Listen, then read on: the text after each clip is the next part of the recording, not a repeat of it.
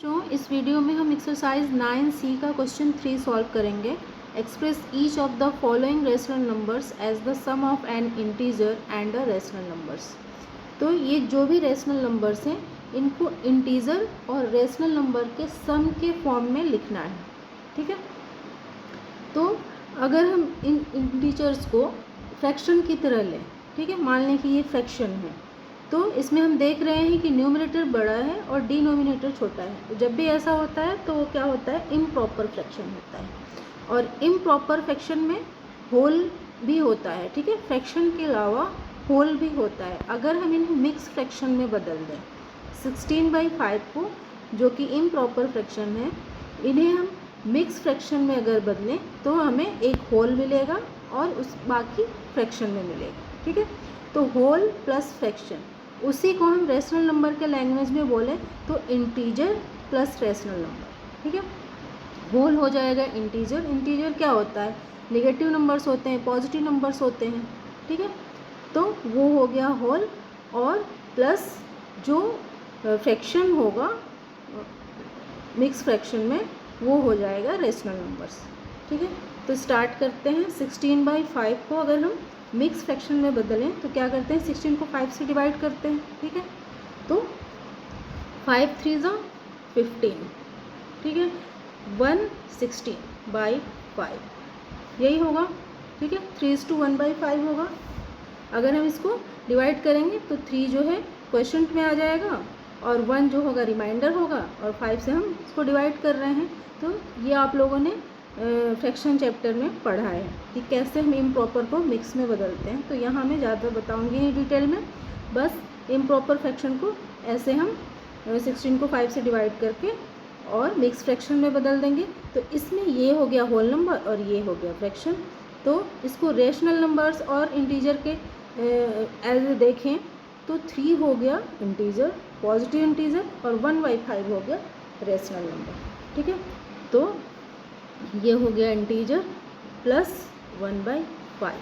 ठीक है, तो क्वेश्चन में यही बोल रहा है कि as the sum of an integer and rational numbers. ठीक है, इस रेशनल नंबर को हमने इंटीजर और रेशनल नंबर के सम के फॉर्म में लिख दिया।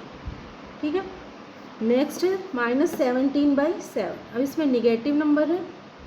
ठीक है, तो 7 2 14 हो जाएगा, निगेटिव है तो ये निगेटिव हो गया। 7 2 14 और 3 17/7। ठीक है, 2:3/7। ये माइनस यहाँ लग रहा है, ये ब्रैकेट में है, मतलब इस सब के आगे माइनस। ठीक है, -17/7 का मतलब -2:3/7। अब इसको अगर हम इंटीजर, ये 2 हो गया इंटीजर, -2 और -3/7 हो गया रेशनल नंबर। तो इनके सम के फॉर्म में लिखना होगा। तो -2 ये हो गया इंटीजर प्लस -3/7 ये हो गया रेशनल नंबर।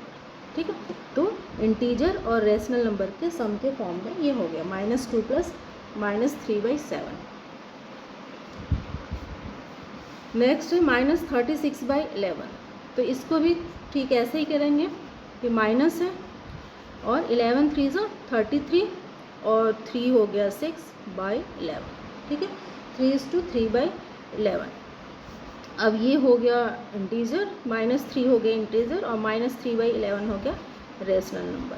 तो इसको सम के फॉर्म में लिखेंगे -3 प्लस -3/11। ठीक है, ये इंटीजर और ये रेशनल नंबर, -3 प्लस -3/11। नेक्स्ट है -80/19। ठीक है, तो 19 4 जा होता है 76। ठीक है, तो माइनस है, पहले माइनस लाएंगे। 19 4 जा हो गया 76 और 4 हो गया 80/19। 19 4 जा 76 प्लस 4 80/19। ठीक है, अब ये -4 हो गया इंटीजर और -4/19 हो गया रेशनल नंबर्स। तो इज इक्वल टू -4 प्लस -4/19। ठीक है, तो इस तरह से हम अगर इम्प्रॉपर फ्रैक्शन के जैसे है रेशनल नंबर, तो उससे हम इंटीजर और रेशनल नंबर को ऐसे सेपरेट करके और सम के फॉर्म में लिख सकते हैं। तो ये आप लोगों का क्वेश्चन 3 भी कंप्लीट हो गया और इसी के साथ ही एक्सरसाइज 9C ये कंप्लीट हो गया। इस वीडियो में इतना ही। अगर आप लोगों को ये वीडियो हेल्पफुल लगी हो तो प्लीज़ मेरे चैनल को सब्सक्राइब करें और इस वीडियो को लाइक और शेयर करें। Thank you.